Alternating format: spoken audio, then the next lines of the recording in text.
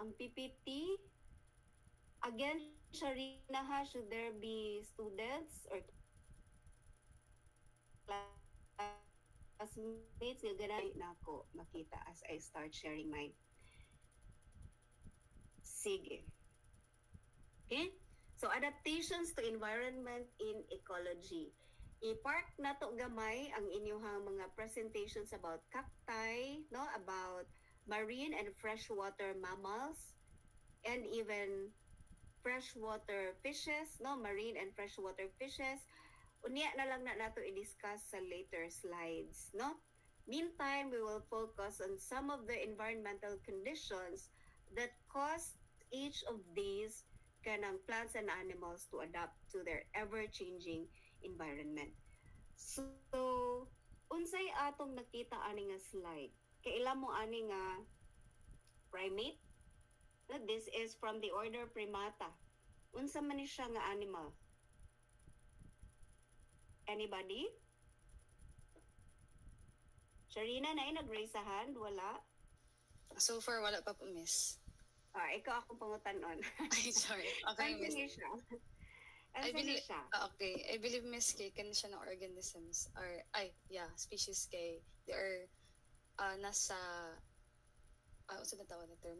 More silog monkey, miss, nga kanang live in an Arctic environment or snow. Nga na, miss. Thank you. No, wala gyud siya actually sa kuan kanang Arctic environment, but generally these are monkeys no that live in cold winters. So kani siya nga image no, this is taken from the books unya. The book says na kani nga mga monkeys daw is a shoot from kanang Nagano, Japan katong sa 1998 nga Winter Olympics. So dito daw na siya gikan, and they call this as Japanese macaques, no? Kadungog naman tag mga macaques. And as you can see, no, ang ilang gibuhat, they huddle together, and that behavior no, allows them to conserve their body heat in the midst of the snow. Nag-try nila conserve ang ilang heat. So the capacity to regulate body temperature could either be, kating inyong dimension ganina, pwede behavioral, pwede anatomical, no? Could also be physiological adaptations. And for this in particular, no, ang mga monkeys, now, were able to live through the cold winters, utilizes behavioral adaptation. No, mag-huddle together sila. So, inana sila ka-sweet, no? Para survive tawon sa winter sa Japan. Okay? So, why is it important no nga ato ang i-understand ang adaptation of the organisms to the environment? Una, because we are studying ecology, so it is fundamental for us to understand organismal adaptation no, to our environment. So simply, we define adaptation as the one that enables species to survive, to reproduce, and even to maintain their populations within specific environmental conditions. No? So in this diagram, it shows us the sun tracking behavior of one of the Arctic plants. They call it dryas, no? Dryas flowers. Yung gibuhat kay nag-exhibit siya og behavior ba nga ang heat gikan sa sun kay mupadung siya sa reproductive part of its flowers. So di ba bugnaw man sa Arctic environment, so ang iyahang flower kung imuhang tan-awon kanino nag-reflect siya inward by parabolic shape, and then it allows no the heat of the sun to concentrate sa iyahang sa iyang reproductive part. And tungod kay init no diri nga part, no, it also it in a way attracts the pollinating insects nga mobask diri sa iyahang reproductive part. Okay? So in turn, ang nahitabo sa dryas kay na ay reproduction, di ba? Nag-pollinate man ang diri nga part. Okay? So, even if no ang air temperature is about 15 degrees sa Arctic regions, and tungod kay naa siya behavior no that helps the kanang sun rays to somehow heat up no uh, ang kani nga portions mas increased ang iyang temperature dinhi nga portion much more sa iyang reproductive part. It also attracts kanang pollinating insects. All right, so this is one example no of an adaptation that these flowers they call dryas no in Arctic regions kay bugnaw man didto. Okay? So ang ato ang discussion today no will explore more about the interactions between macroclimate, microclimate, diba? Sige man tagkadungog ana, and their influence and the influence of the temperature no that these climate brings to organisms, as well as kanang mga various strategies just like what you did earlier no. We'll also be talking about that, how organisms employ to cope with environmental variability, especially in the context of the current as well as future climatic changes. Okay? So do you think, para sa inyo ha ba, do you think environmental temperatures are also of fundamental importance to humans? Do you think kinahanglan nato gihapon no nganong kinahanglan nato masabtan or unsay use sa environmental temperatures to human life? No, anybody?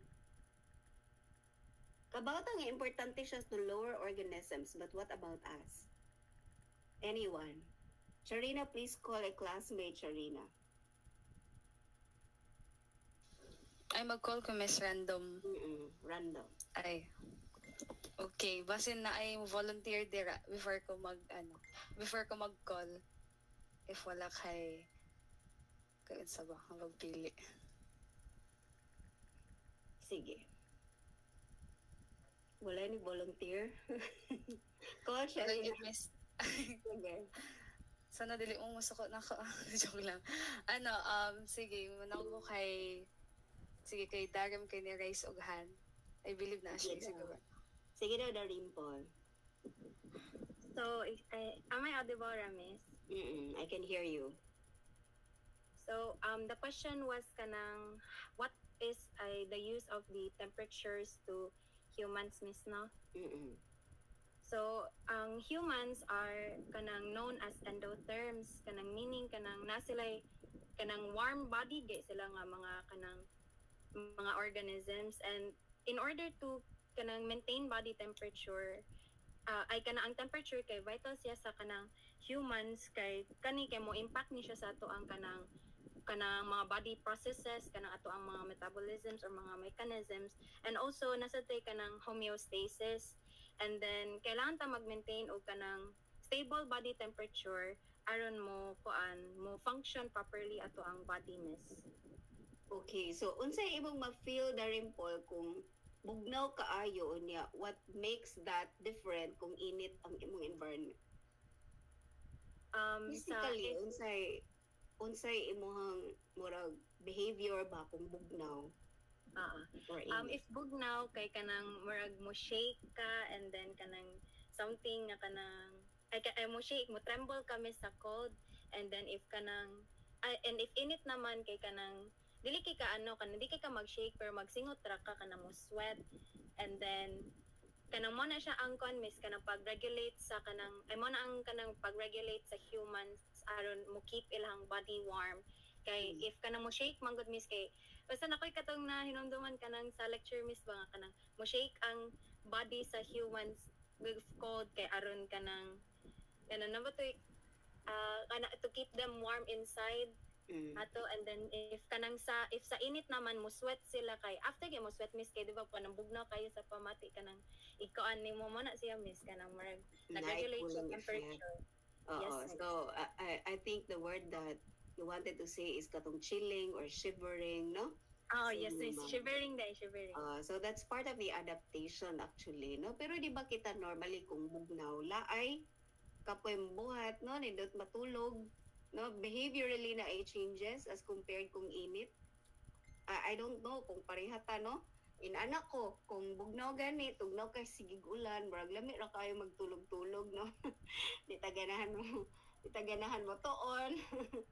Anyway, no, so, ang temperature no, to organisms is a consequence of kana na ang iyang importance ba is a consequence of the temperature's influence on the rates of chemical reactions. Mao tong gi-mention ni Darimple ganina nga naay mga metabolism na mga activities no that can either increase or decrease due to kanang temperature changes. Unya ang katong connection nga tungod kay naa siya influence dito sa rates of chemical reaction, it also include those reactions that control our life's essential processes. So for example, sa mga tanom, no, kanang ang photosynthesis as a process, and also for animals like kanang lower forms including kita, no, ang respiration will also be affected. And here kanang makita sab nato nga na ay mga organisms that are or kasagaran sa mga organisms are best adapted to fairly narrow range of temperature. So, inana ka-importante ang temperature kang adaptation nato ba? And even sa lower forms kay narrow kaayo. Naara jud siya within certain ranges. No? Unsa lang ka ang organism nga maka-adapt gikan sa 0 paingon sa 40 degrees Celsius gamay ra siguro kaayo. Okay? And so for us and for all other species, the impact of extreme temperatures can range from discomfort, no, kanang dili lang ta komportable at a minimum, and to extinction at a maximum, diba? Kung dili na jud makaya no mga wala na lang ginang mga species. So long-term changes in temperature have set entire floras and faunas no across continents. Diba? Makabauta nga daghan kaayong diverse kaayo ang organisms within equator as well as 30 degrees above or below the equator. So dinha kasagaran nimo makita ang diversities of flora and fauna. And also ang pag-thrive no sa mga species, ang uban nag-hold lang yun siya mga nagmay kaayo na lang nga mga chances. And even others become extinct. So ang areas now supporting temperate species were at times kanang tropical na usahay na i-changes nga nganuman nga kani nga mga species makita raman ni sa temperate regions, but now you can see this sa tropical regions. So naay mga adaptations, no? And at other times ang mga location nga mga Arctic, for example, nga imong makita lang dito mga reindeer, no, mga mammoths, matingala ta, nganong nawala na sabto siya, nganong slowly, no, na ay shifting of kanang environmental conditions. Okay? So, ang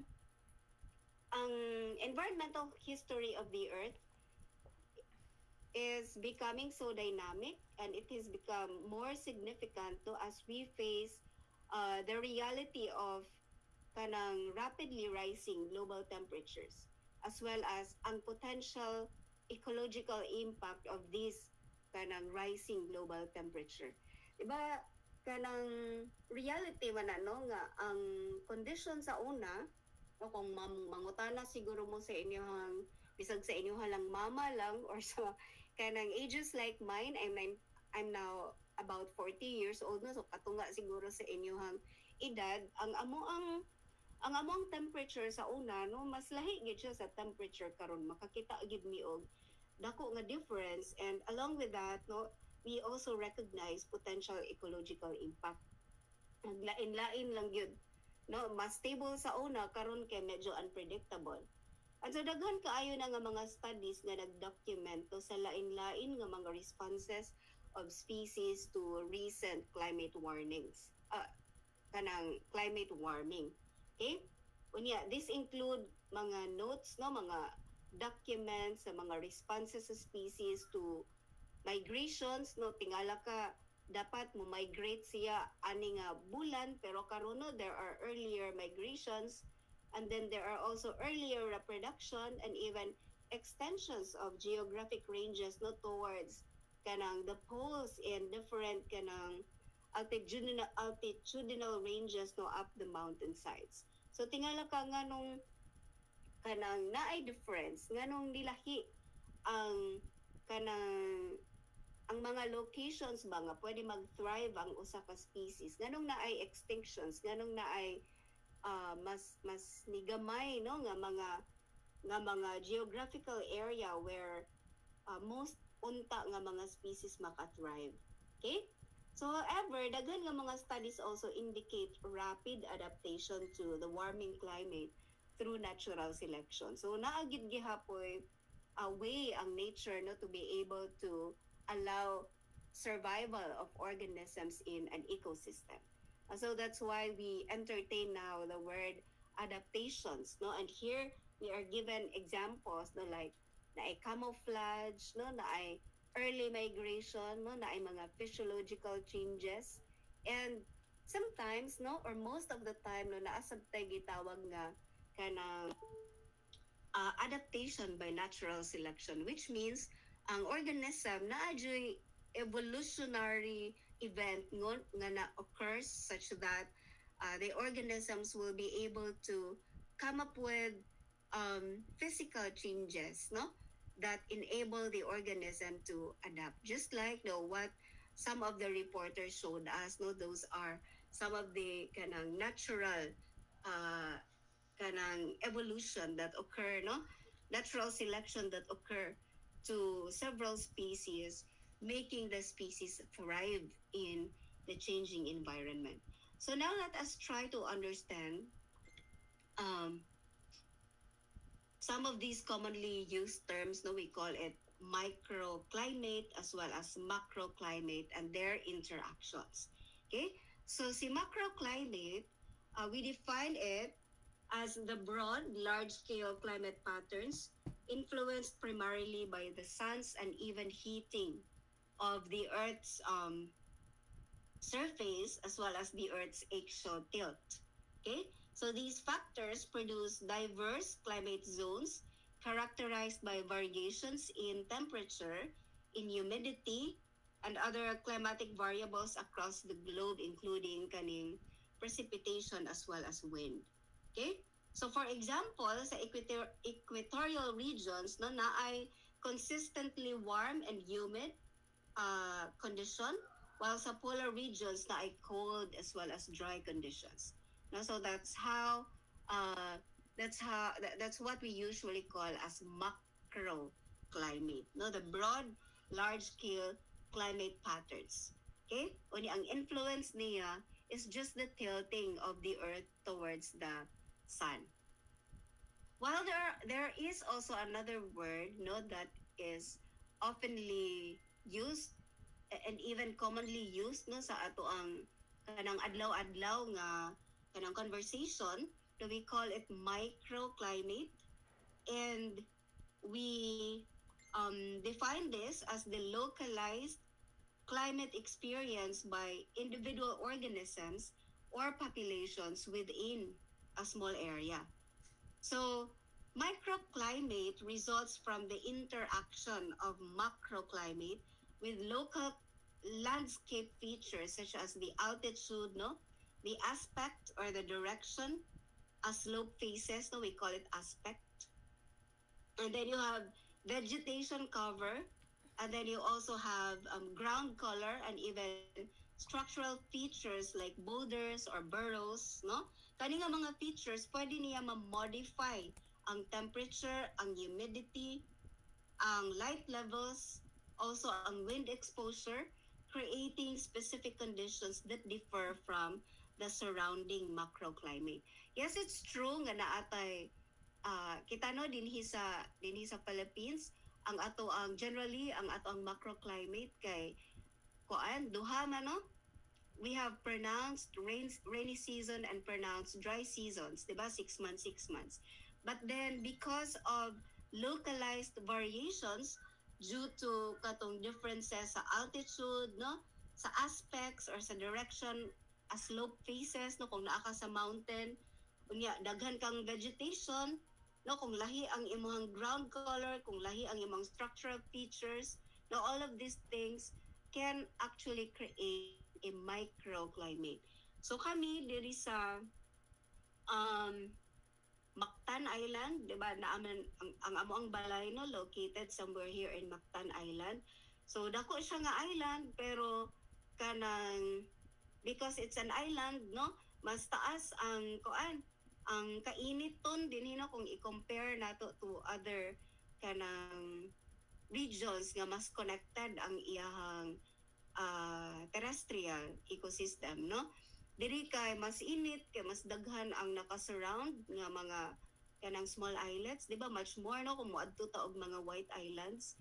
Unya kanang kung daghan sab nga mga kahoy no sa inyo nga area, more or less no taas sab ang precipitation, creating some form of a microclimate.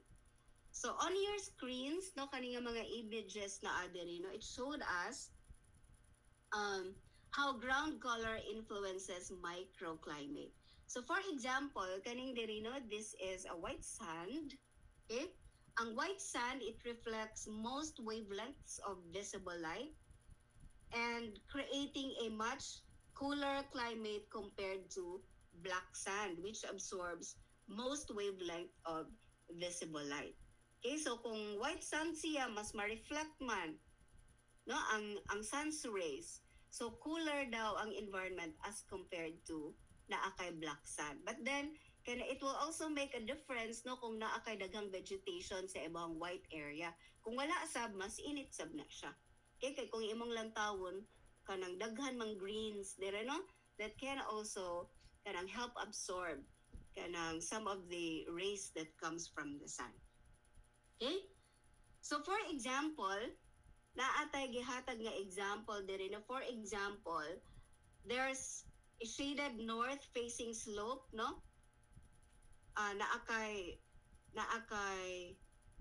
murag nagpuyo ka sa area ba nga shaded siya o niya north facing no, kana nga area din na it may be cooler and even more humid as compared to a slope that faces kanang the south no nga naa dinha ang sun exposure. Okay? So despite pareha ang iyahang macroclimatic zone, okay? So say for example ang imong macroclimatic zone kay naa siya sa equatorial region, pero mo create gihapon siya og microclimate if ever no naa siya kana na ang if ever ang kana nga slope kay nag-face siya north or south o niya dependent po kung asa dapit no ang location sa imong sun. Kung so sa north siya o niya ang imuhang kana na ang imuhang kana na ang imuhang sun exposure no kay lesser as compared kung naa ka sa southern facing nga slope, so mas init gihapon ang katong exposed sa sun. Okay, so I hope you get my point no nga depende ang microclimate daghan siya og pwede mahimong contribution. Okay, makadepende siya sa local variation no, that is within the area. So although in general kana na ang nabilong siya ana nga macroclimatic region, pero naagyud gihapoy kanang differences no in terms of kainiton, for example, because we are talking about temperature, because of kanang the variations that are present within its kanang local environment.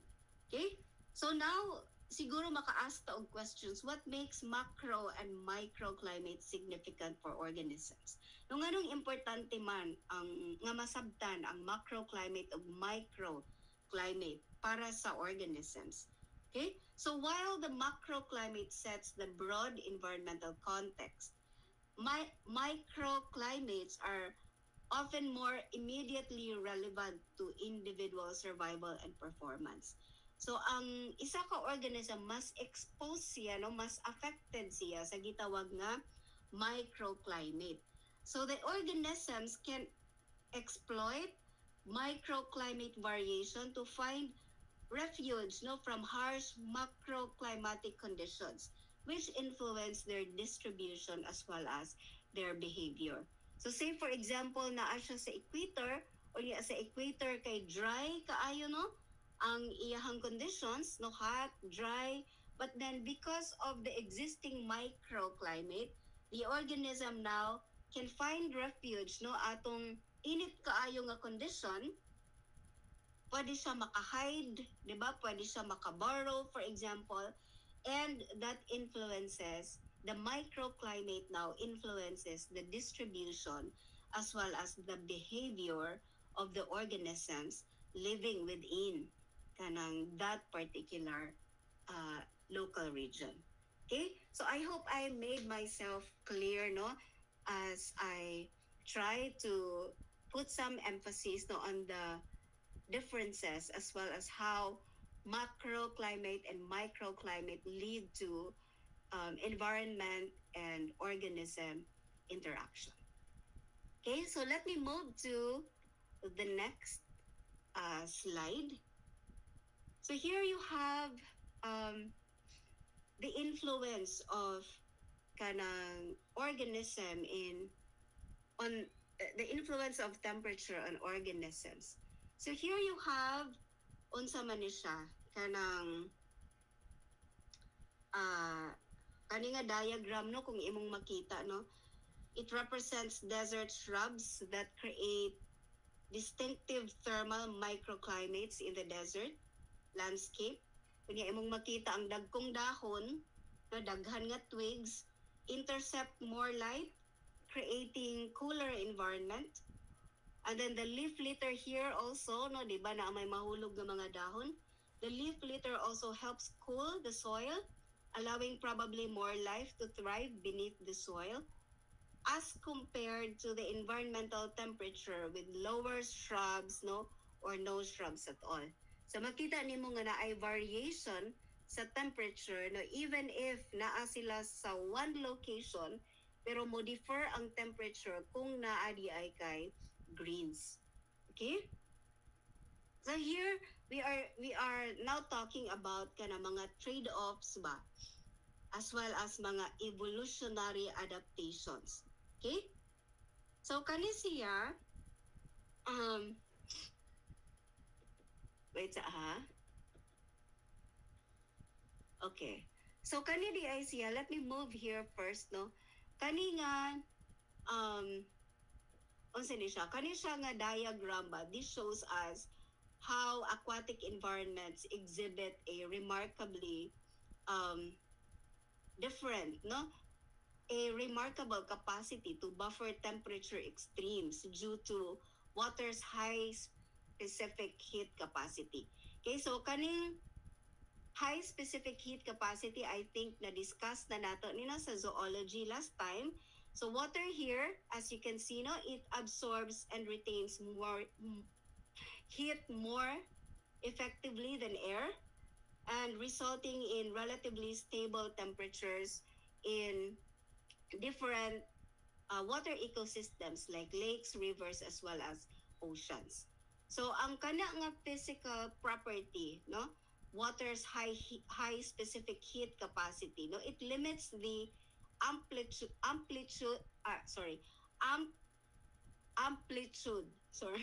of temperature variation in aquatic habitats, no, affecting the strategies of the aquatic organisms to survive as well as to function. Okay, so tan-aw nimo diri, no, ang deep pool lain po na siya og temperature, no, mas bugnaw siya as compared to shallower locations. Okay? Unya ang imong tubig kung i-compare nimo siya sa air, no, mas init jud ang gitawag nato nga ambient air temperature as compared to your water temperature. So we will learn more about this, no, kung maka laboratory exercise na ta, hopefully when we will be back in school by September. Okay? So tan-aw na to diri ang kanang ang kung ma-imagine nun, earlier nag-share si Darimple about ectotherms.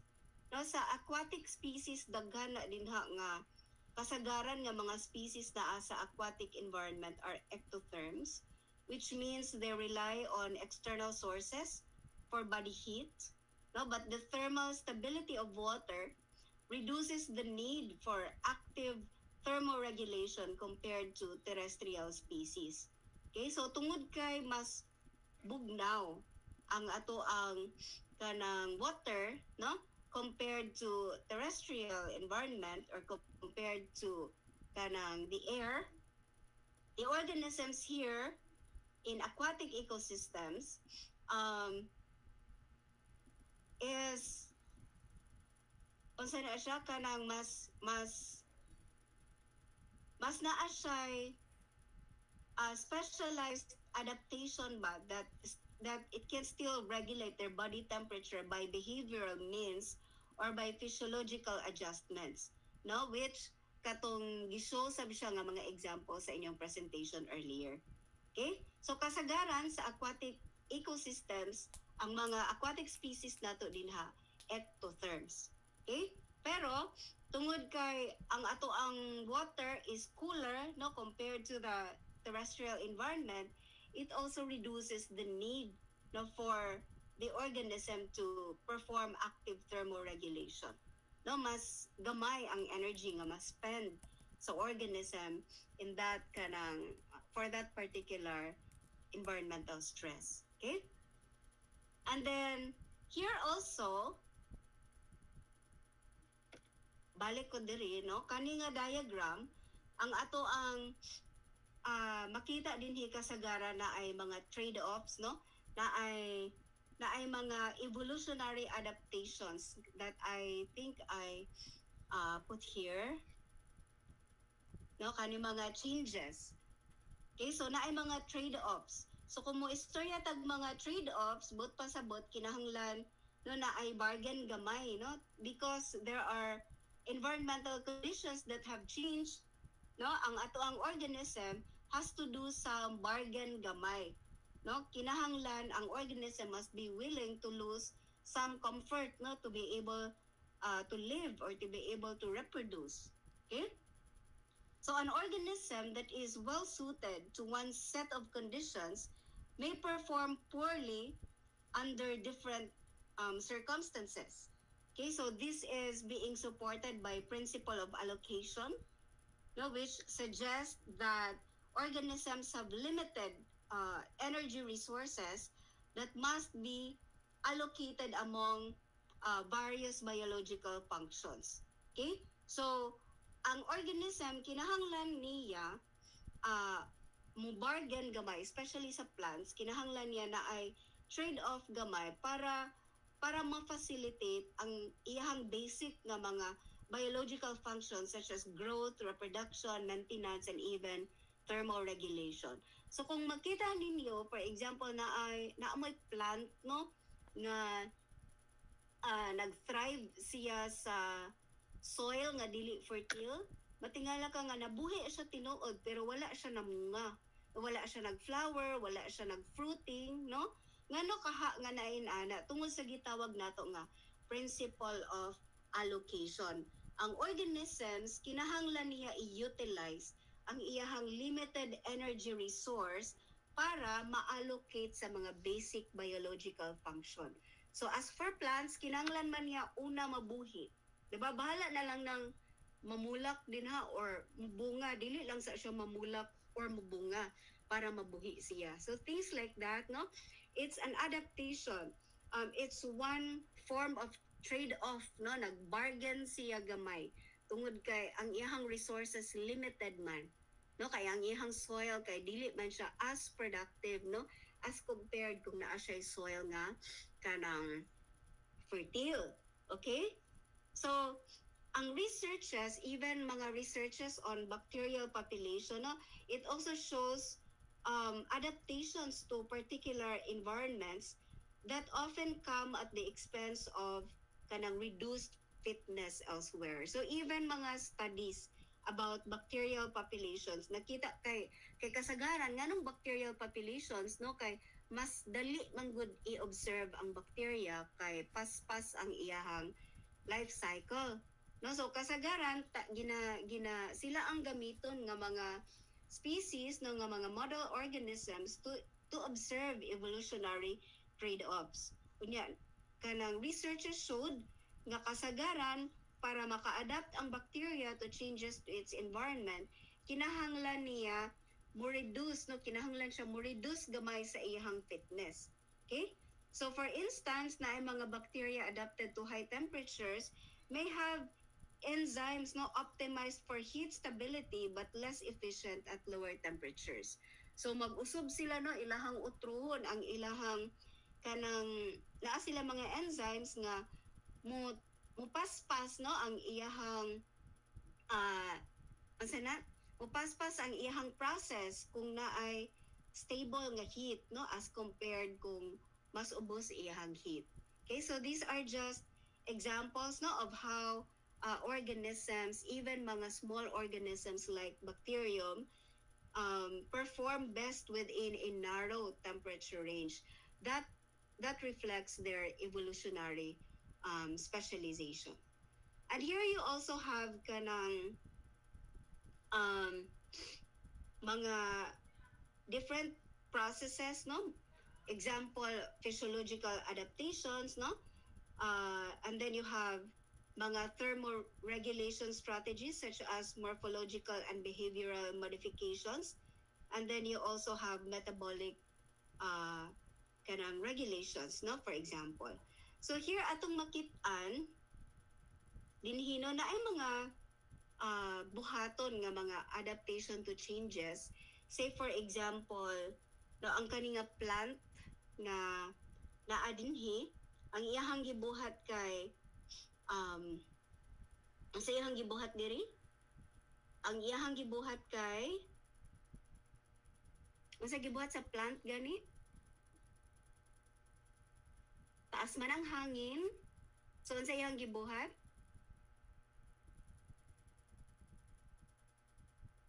guys sa Arctic environment no tungod kay kana na ang tungod kay bugnaw, 'di ba? Tungod kay bugnaw. And so ang hangin niya kusog, one of its adaptation kay ang iyang growth form kung makita nimo dire no, iyang physiological adaptation, ang iyang growth form as well as ang orientation ani nga plant no, iyang gi-modify so that mas ma-increase ang iyang heat gain from sunlight and the surrounding landscape. And with that no, kanang it enable the plant to conserve any heat gained from the environment. Okay? So ang iyang gibuhat na asiyay kanang ang iyang leaves no nahimong pigmented, and pigmented leaves now reduces the reflection no of kanang the heat or of the sun's rays balik sa environment, and so ang iyang nabuhat is mas na-increase niya ang heat gain. Okay, so naa siya gipangbuhat nga mga modifications. Right? And also ang uban nga mga organisms no ilahang naalang sila unsay tawagan na ay mga certain specific temperature range ba nga dinha lang mo peak ang iyahang processes. Say for example sa plants naalang siya kana na ang specific temperature range nga mo peak ang photosynthesis. Same also sa microbial activity, mupaspas lang ang iyahang processes given certain temperature ranges. And outside ana nga temperature range kanang the physiological processes, the rates no of the physiological process decline sharply. And so kanang ang distribution sa species no, now correlates with a optimal temperature zones, no, that's being shaped by environmental history. Okay, so kung imuhang makita, no, ang temperature zones, balikan nimo katong balikan na to ang katubitang giso nako last meeting nga naa bitaw Arctic zones, no, na ay equator, unya na ay southern and northern kanang hemispheres, no. Kung imuhang balikan to siya outside specific temperature ranges, no, katong mga organisms nga nag-thrive for example sa equator, or mga species nga nag-thrive 30 degrees below equator, kung na ay change sa physiological process, for sure mo change pud to siya, no. And even the rates of the physiological processes will decline sharply. Okay, so kung mo decline kung unsa ni happen ba internally sa imuhang plants and animals, no, kung ang mga metabolic activity niya at cellular level ni decline siya, that also has kanang direct correlation pag-abot sa iyahang kanang species distribution. So that is why dili ka makakita og kanang mga plants or certain animals that live in the equator, o dili na nimo siya makita dito sa Arctic zone. Okay? It's because of environmental variability nga dili na pwede ma-cope, no, sa organism that live in the kanang hotter, no, environment compared dito sa cooler environment. Okay? So naay mga kanang temperature range nga ang organism dinha siya mo live. Okay? And then talking about morphological and behavioral modifications, ang mga plants as well as mga ectothermic animals, like say for example the reptiles and the amphibians, no, they often use morphology. So morphology meaning coloration, no, pwede siya body size, no, pwede siya kanang insulation, okay, just like what I showed in the first slide, no, katong mga macaques. So kasagaran sa mga ectothermic animals, no, they use morphology as well as behavior. Okay? So mao na ilahang gamiton para ma-regulate nila ang heat exchange. So pareha anang mga animals, no, or plants that seek shades, or mo burrow sila or mo bask sila just like the snakes. Nakakita na ba mo, no, nga naay mga snakes nga mo park din ha sa mga dalan kung naamo sa mga unsa na nga area kana bitong provincial nga mga areas or mountainous area, kakita na mo snake kana ara sa dalan? Namoy nakita ana guys?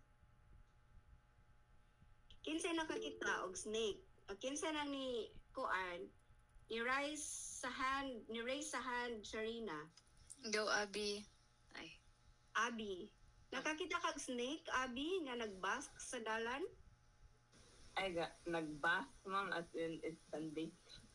Oh, nag-sunbathing. Yes, ma'am, I've tried, and it's on top of a rock pag yun, ma'am. Yeah, that's correct, no? Kay, ang snakes, for example, di ba snake is a reptile man, no? O niya, it's an ectothermic animal. So for that organism to regulate heat, no, kinahanglan niya magbask. So kung naa gani snakes nga makita nimo, ay paduol, no, kay wala nagpainit ra man siya. Nag-sunbathing ra man na siya, no.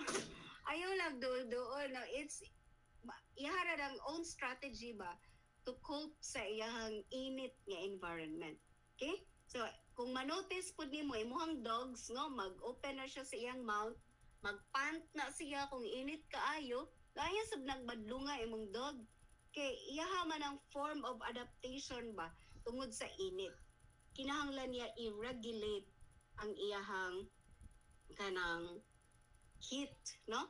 Ang external exchange, no, sa heat. Ta mong dog, no, daghan man yung dogs, di ba, kakita tag mga dogs or atong own dogs na magpant bitaw, mag-open ang mouth. So unsay may Bisaya ana? Unsay Bisaya ana? Kanang dog nga magkuan. Unsay Bisaya anang panting? Kay Samoa sa Mindanao, mura siya kanang common expression bitaw nga. Kadungog mo na, na common expression nga mo na bitaw naghalhal ramang ka.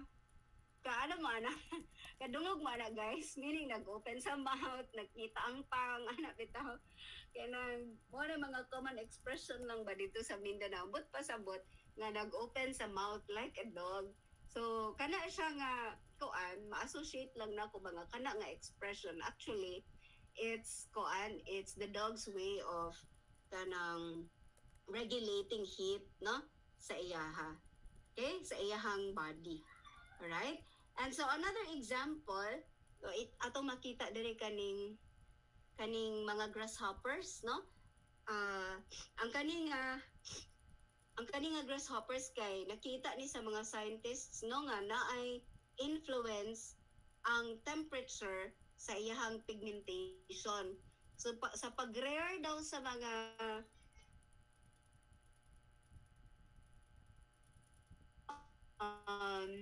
grasshoppers, temperature daw kay init, ay sakto ba? Init. Kung bugnaw ang temperature, ang resulting grasshoppers kay mo develop siya og dark pigments, no?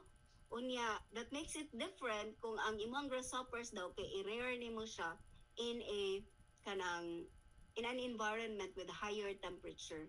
Kay ang ihadang ma-develop kay lighter pigment that will reflect no the kanang high heat.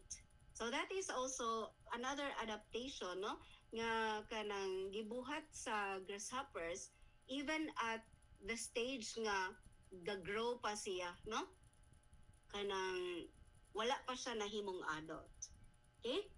And then another example, kani siya no, I think partly the group of Kent were able to mention these one no, kaning mga blubbers. So kani siya, ang mga mammals, no, dolphins are mammals, like you and me are mammals, no?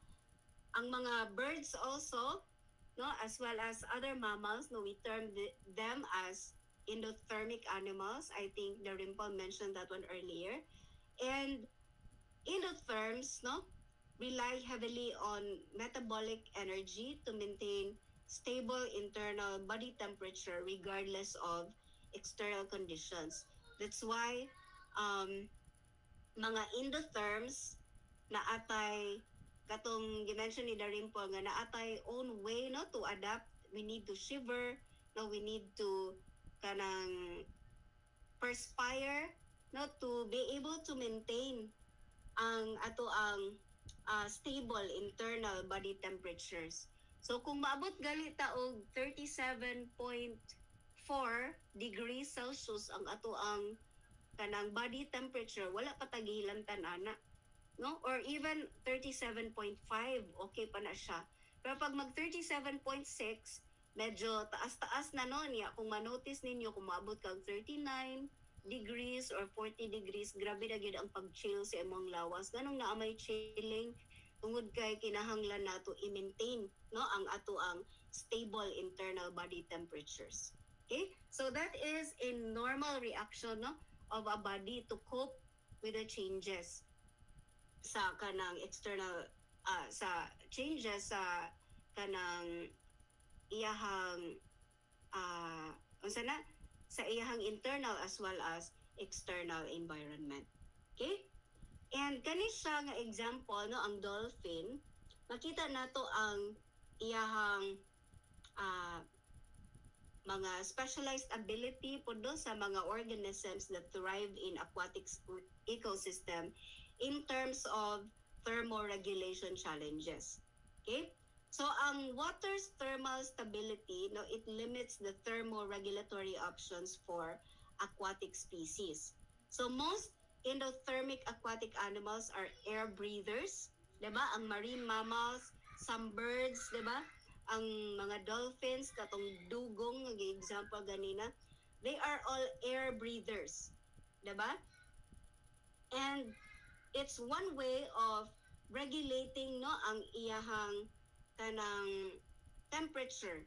No, ang pag-breathe og air no, it's also its way of regulating its own body temperature tungod kay ang water, di ba, ang temperature sa water where each of these marine species thrive kaya mas stable man siya compared sa terrestrial. Okay, so panagsa mo breathe siya og air. And then also no kanang mga insects no, mga large marine fish, they can also regulate temperature locally by selectively heating parts of their body, enhancing performance in cold environments. So ang uban nga mga marine organism kay mubast po na siya no, mo expose some portions of its body para mas maka-perform siya sa iyahang environment nga mas bugnaw. No, 'di ba kay ang marine water mas bugnaw man gyud siya. As we mentioned no in our previous discussions no, pila ka mga days na ang nilabay. So tungod kay mas bugnaw imuhang tubig para ma-maintain no or para mas ma-regulate sa imong large marine organisms, mo expose po na siya some of its body parts. Okay, tingala ka nga oy nganong naa may mga kuan, na may mga large marine animals no nga nag-expose some of its body tungod ra pud na siya sa kanang iyahang need to balance the body heat. Okay? So how about ay kanidi I know wala di ay ko naka mention balik ani kani siya nga example, makita nato diri ang counter current heat exchange in dolphin flippers kani siya no. Unya ang counter current exchange now promotes conservation of body heat. So ang iyang flipper diri no, di ba ang current niya kay paano man pa counter, meaning kung padong dito ang dolphin, ang current niya opposite to asa siya paingon, di ba? So kana siya nga behavior also helps maintain no, conserve body heat tungod kay ang iyang flipper diri no, bugnaw ang seawater 14 degrees Celsius. Unya pag kana na ang iyang flipper no, it will help katong gi-mention ni kinsa to ganina murag si Kent man siguro to, he mentioned about blubbers that insulates the body of the dolphin no, pero ang insulation sa blubber wala siya nag-extend taman dito sa iyang flipper. So ang iyahang buhaton naa siya ang iyahang kana na ang behavior dapat counter current ang kuan, ang heat exchange niya no, opposite kung asa ang iyahang movement. Okay? So maski bugnaw ang imong seawater, pwede niya ma-maintain no, ang body temperature nga about 37 degrees Celsius. Unya this portion kaning flippers daghan kaayo na siya dinhang kanang blood vessels. Okay, ang blubber niya nara siya sa kilid dinhi sa iyang kana na ang blubber no, nara siya sa kilid.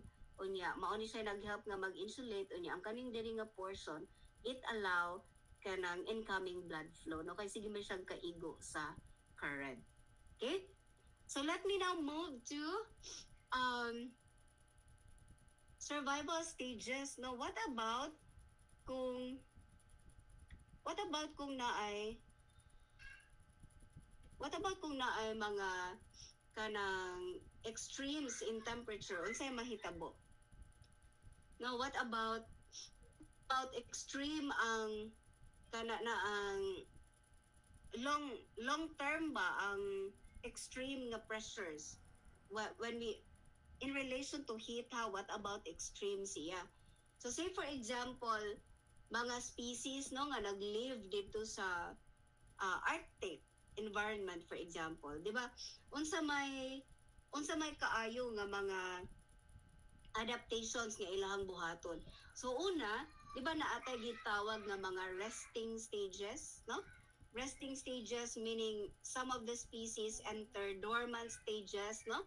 Such as resting in sheltered spots or entering states like torpor, hibernation as well as estivation. Wait sa murag.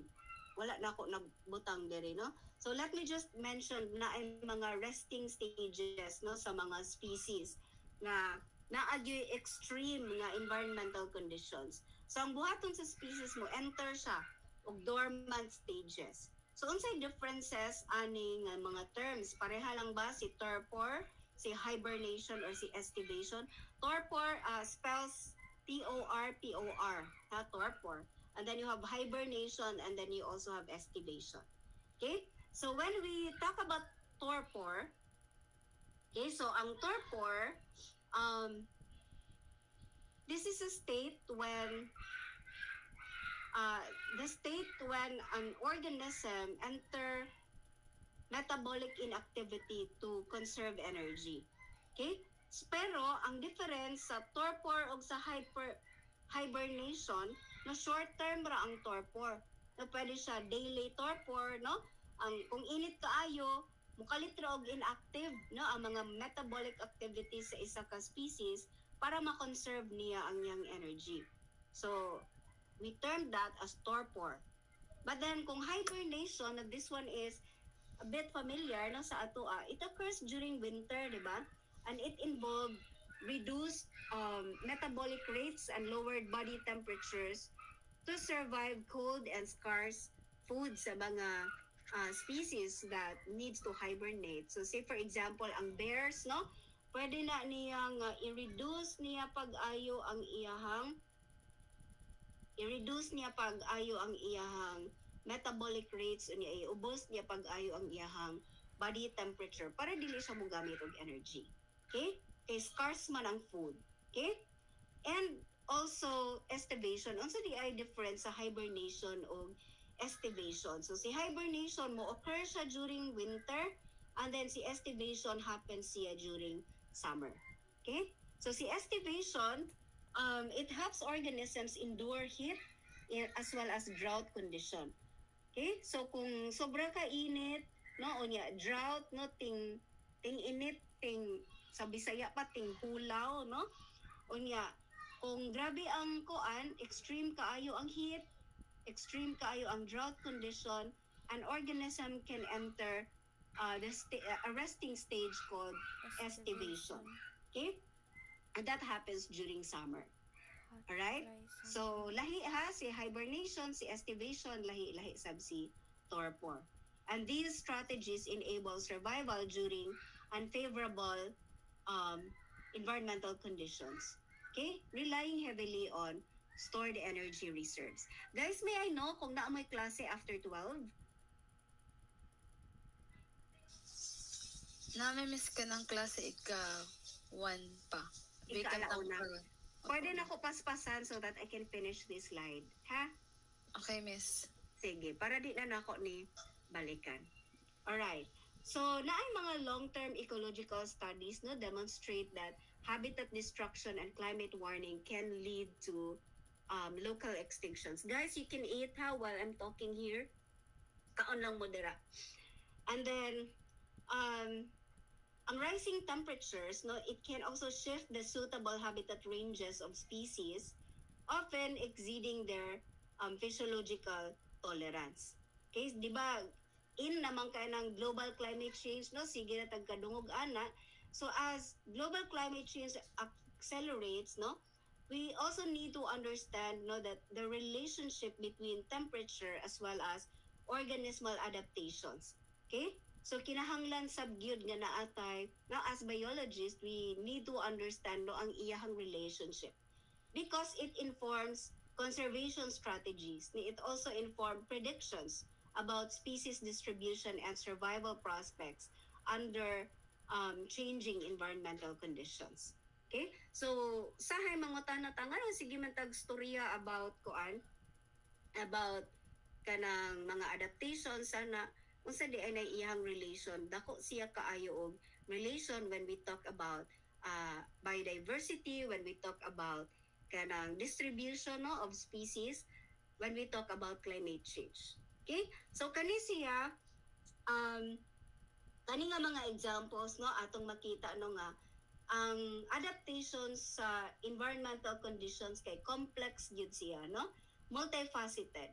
And it does not only involve morphological pero usahay magsagol ni silang tanan nga mga strategies no, pwede morphological, physiological, behavioral as well as ecological strategies. So the interplay now between your macroclimate and microclimate significantly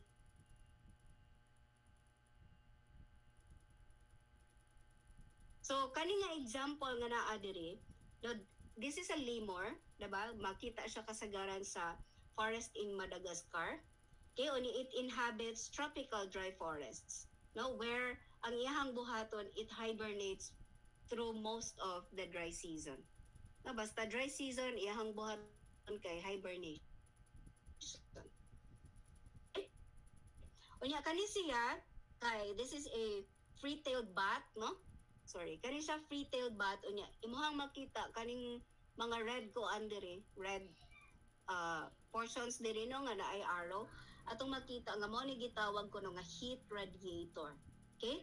Unya ang kani nga heat radiator usually kay hairless na siya no, naturally makita nimo siya nga hairless.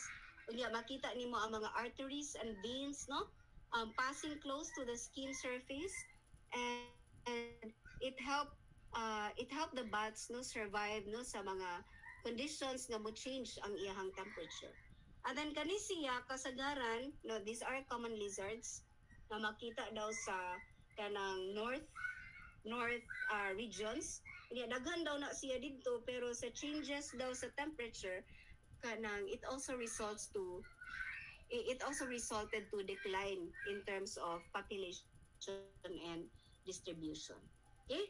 So predicting how species will respond to future environmental changes is critical for us, no, as environmental or as ecology students.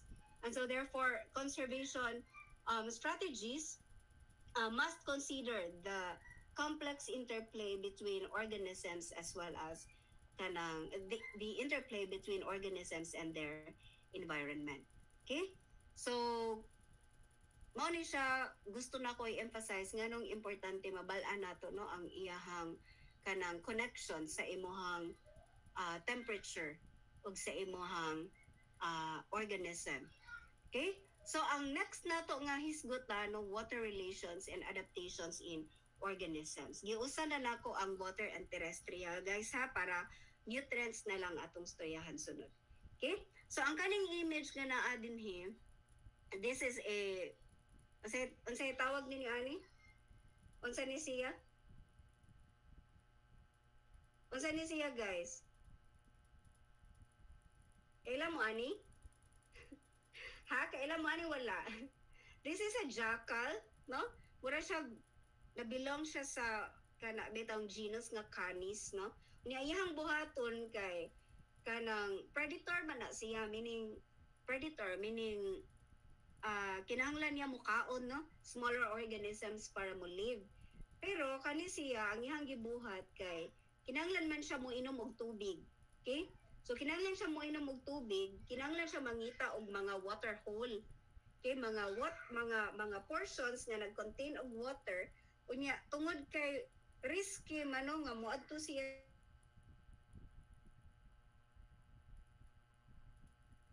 prey for larger predators such as for example leopards no sa mga location nga medyo init manggo di ba ang mga predators no ang mga smaller forms bisag predator siya can also be a prey to bigger larger predators. Okay, so dito sa kaning nga location usually mga southern African nga mga landscape ang kaning jackal dili siya maka-live without water. So kinahanglan siya mangita og tubig para mo perform no physiologically. And then kanang as mangita siya og water, iha pong gi-expose iyang self no dito sa mga larger predators.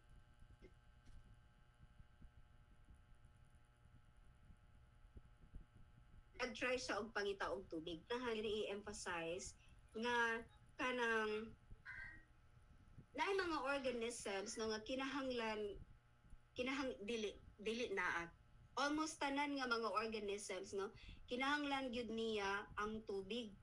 Okay, and so the water availability now become a primary influence no sa survival, sa distribution as well as sa adaptation sa mga lain-lain nga mga species. Okay? So organisms inhabit environment with diverse water challenges no lain-lain nga organisms pwede siya lain-lain sa biyahang water challenges gikan sa arid terrestrial habitats to aquatic ecosystems, and they have evolved a variety of strategies to regulate water balance effectively. Okay, so let me move to this slide, not just showing us organism environment relationships. Okay, so naay organism survival no nga makadepende siya critically on the organism's ability to acquire and conserve water within its environment. And so here you have the environment's water status that is often characterized by water vapor in air as well as water potential in soils as well as tissues. Okay? So take for example kani nga diagram no atong makita ang potential for evaporative water loss by terrestrial organism as it increases kanang water as it increases vapor pressure deficit no mas mutaas ang deficit niya sa water sa vapor pressure no mas mutaas siya because of this process evaporation. Okay, terrestrial daw ka mas taas ang imuhang kanang chances no nga mas daghan ang imuhang water loss in the air. Okay, so in our laboratory we will be able to use some equipment no to measure environmental parameters. So I hope we'll be able to enhance no our learning on that depende lang sa availability sa kanang equipment sa atong lab. So say for example relative humidity. So relative humidity, this is key measure of atmospheric water content that is defined as the ratio of the actual water vapor density to the saturation water vapor density multiplied by 100. Okay? So high relative humidity indicates moist air, reducing water loss, whereas low relative humidity means you have drier air and then it accelerates evaporation. Okay? And then the other term is vapor pressure deficit. Now this simply sa land, no, this is the tendency of the water to move from organisms to the atmosphere, which is approximated by this no vapor pressure deficit, which is the difference between the actual vapor pressure and the saturation vapor pressure. Okay, so higher vapor pressure deficit signifies drier air and promotes water loss from organisms through evaporation and transpiration. Okay, so we will provide more example about this no as we progress with our discussion. So what about water movement in aquatic environments no as well as osmotic regulation? Di ba na mention naman ni sa inyong mga classmates ganina no? I will not dwell so much on this no as they provided ka ng good presentation na gyud ganina no in terms of osmotic regulation. Okay? So ang gusto lang nako i-emphasize is that sa aquatic environment ang water no it moves down its concentration gradient from solutions with higher water content and lower salt concentration, and so we term it as hypoosmotic. Okay, and to those with lower water content and higher salt concentration, we termed it as hyperosmotic. Okay, and so this process generates osmotic pressure, which increases with larger osmotic differences between the organisms and its surroundings. Okay, so na-discuss na to ganina. Please review lang the slides no and also ang katong gi-share sa inyong classmates earlier. Okay? So water potential na discuss ni ganina partly, but then let me just emphasize some few important terms. So ang water potential, we refer this as the movement of water na measured in pascals. Okay? Nana dari. It's measured in pascals. So pure water has a water potential of 0. So when solutes are added or matrix forces, no, what happened is mukling siya, ang solutes will now cling to soil particles or cell walls, and then the water potential decreases. Okay? So shown here, kaninga diagram, okay, kaninga diagram shows us that water potentials decreases, it meaning it becomes more negative from soil paingon dito sa air. Okay, so kung mangutana ko ninyo unsa ang water potential no gikan sa soil, how are you going to describe the water potential from soil going to kanang the atmosphere? The answer should be the water potential is decreasing, okay? Because the water potential from the soil becomes more negative as it goes to the plant, to the from the soil to the plant and to the atmosphere. Okay? So again, naadiri no is kanang another figure showing us the mechanisms of water movement from soil through plants to the atmosphere. So naadiri sa plants no ang water potential is influenced by solute concentrations and matrix forces within the tissues. And then you have in soil, no, matrix forces dominate. And then in saline soils, no, solutes can further influence soil water potential affecting plant water uptake. So lahi ang uptake sa tubig, ay uptake sa tanom sa tubig if ang imuhang soil is saline, meaning mas daghan siyang salts. Okay? So, and it's also an important component tungod kay daghan na ba yung plant karon nga kinahanglan mo thrive sa saline environment. No, kay daghan na tang kanang naay certain salinity ba ang nung na mga wonder na what happened. What will happen now to the water balance in terrestrial plants and animals? Kung magka-negative di ay na siya, no, gikan sa soil, paingon sa plants, paingon sa atmosphere, magka-negative di ay na ang water potential. So, unsay mo happen sa plant or sa animal? Does that mean nga kanang ma-wilt na lang yun ang plants or mawadaan na lang yun ang water ang animals? Now, we know that the answer is no, di ba? So, kani siya nga mga, never mind the formula, okay? Let me just explain this to you simply, no? Atong makita nga ang water potential or water regulation in terrestrial animal is karang expressed as WIA, or meaning the internal water of an animal results from a balance between water acquisition and water loss. So kaning major source of water maoning WD and WF, meaning ang animal takes in water from drinking as well as from food, okay? And also kaning WA, which is the water absorbed from the air. So these are the three avenues, no, nga kanang ang animal no maka-take in siya og water. And then mabalanse niya ang pag-take in niya sa water by water loss, no, that are kanang defined or that are being expressed as WE, or the water lost by evaporation, and water lost with various secretions and excretions and secretions including urine, mucus, as well as feces. Okay? So kaning mga evaporation and secretion, these are avenues no by which animal lose water. Okay? And kaning WD, WF, WA, these are avenues no where animals gain water. Right? So, water balance. Mabalanse gihapon sa terrestrial animals. What about plants? Okay? Ang water regulation in plants can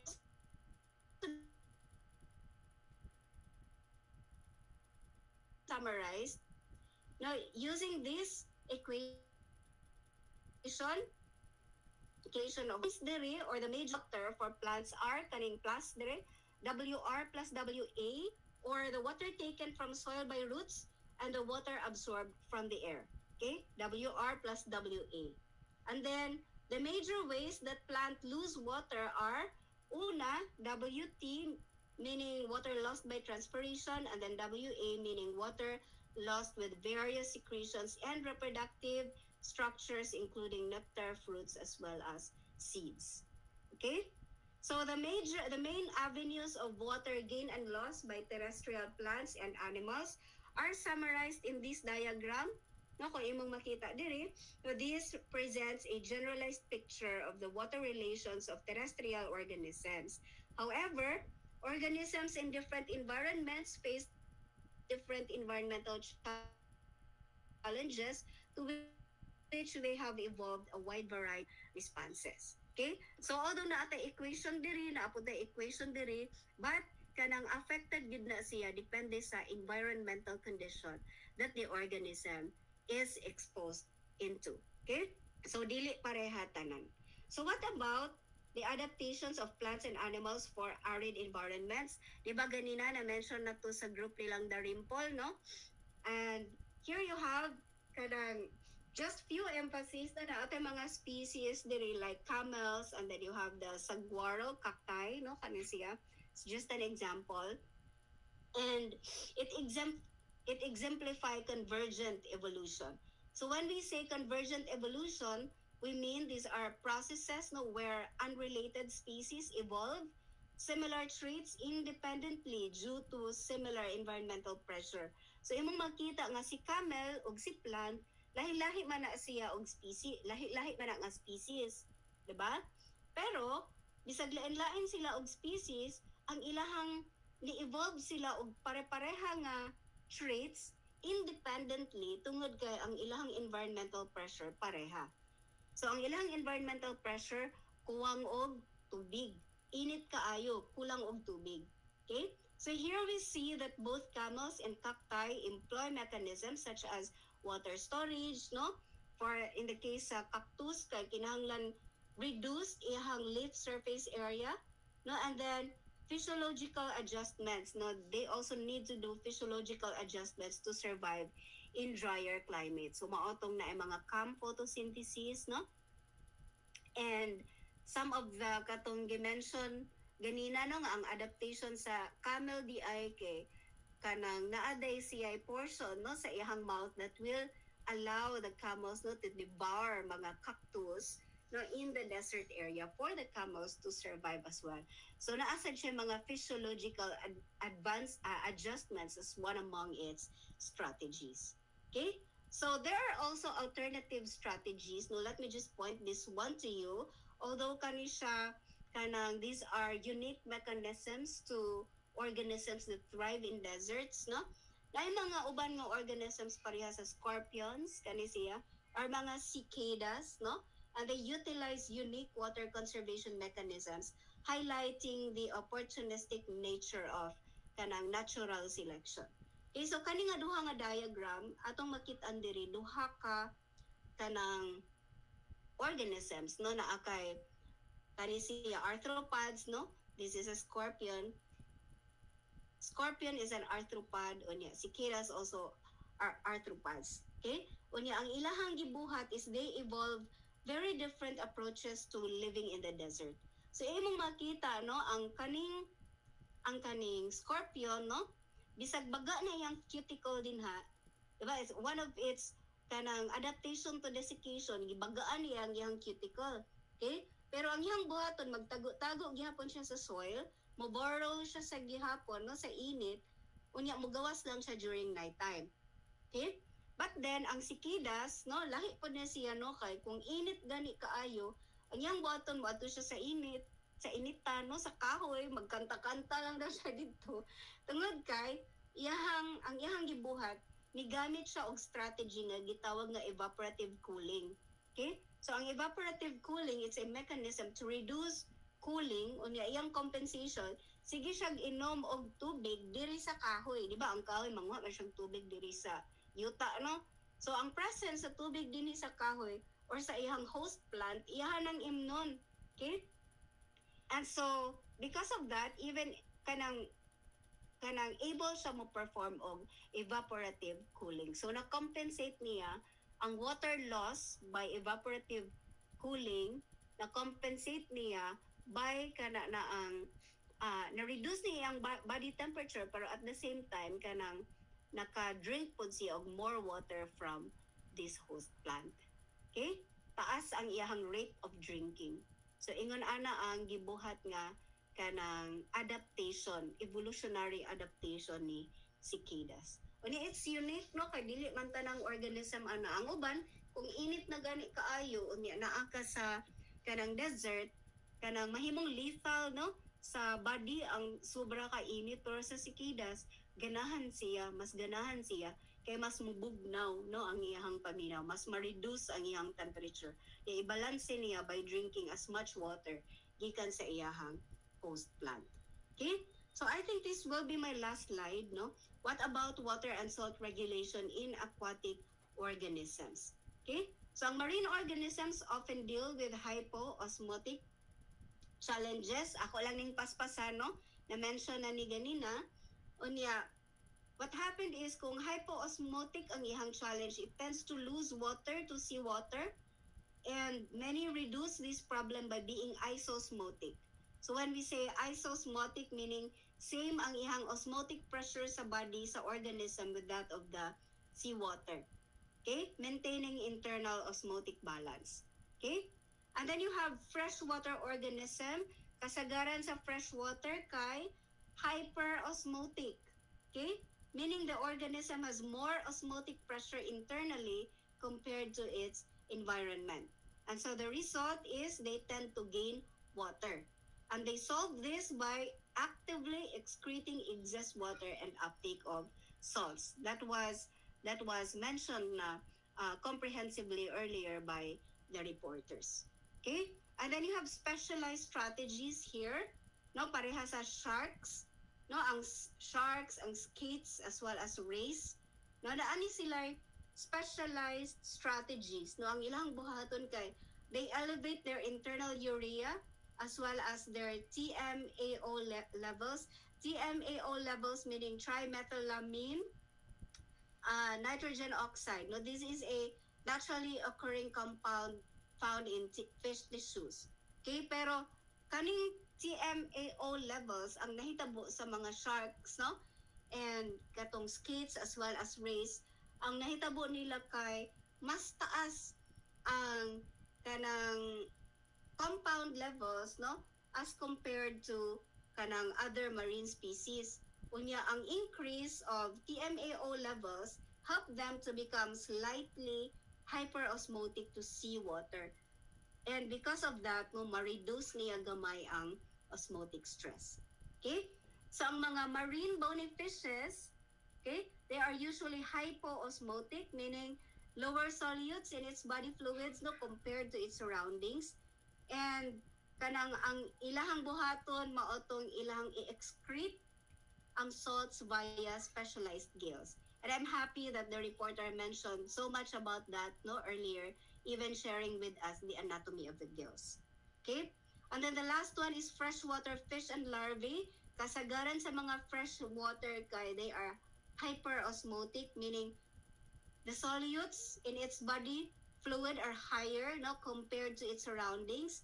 And because of that, they actively absorb salts and also conserve water. Okay, mas dagan silang para i-take in nga solutes or salts, no, and conserving water. All right? And so water relations, no, ang atong na-discuss nga water relations both in terrestrial and aquatic environment no, are central to organismal survival across the ecosystem. And so adaptations range from lain-lain nga features, no, pwede morphological, no, like water storing tissues, like reduced surface area, no, to physiological strategies, like the active osmoregulation and specialized excretory systems by the kanang freshwater and marine organisms. No, taas kaayo ang taas or sakto ba ang iyahang what I mean is the extent ba of adaptation nga kaya buhaton sa organism. So kani nga mga mechanisms no, these are shaped by natural selections to optimize water use no efficiency under specific environmental constraints. Okay? So it is important nga ato ang masabtan ang kanang masabtan nato ang water relations because dili lang niya wala lang niya kana bitaw gi-highlight ang diversity of life's adaptation, but also it helps us comprehend the potential impacts of kanang changing environmental conditions. So say for example droughts, for example salinization, no, climate change, no, in relations to the distribution as well as the survival of species. Okay? So kanang I hope no we have now that kanang better understanding of how kaning water, how temperature no help us understand ang kana bitong distribution, survival, adaptations no of the species to the ever-changing environmental conditions. And so I think kanina siguro ang akong last slide, no, all organisms regardless of environment expand metabolic energy to maintain their internal water and solute balance, emphasizing the importance of efficient water regulation mechanisms for survival. So kani siya I showed ang CAM, no, this is just an example no of the process by which desert plants no kanang desert plants survive ang ilahang harsh na environmental conditions and also mga certain adaptations no, of these mga kanang organisms that thrive in extreme environment. Ang usa bugnaw kaayo, ang usa init kaayo. Okay? So energy cost. I think this ends our kanang our lesson no, for today, and ato na lang i-enhance ang ato ang learning sa kanang pwede na ta maka-laboratory. Alright? So I hope guys kanang na ay additional knowledge no that's being gained after our discussion. Onya, I will not hold you long kay super overtime na gyud ta. Onya, wala na tay activity. Okay, wala na tay activity kay humana mo sa inyong pre-work and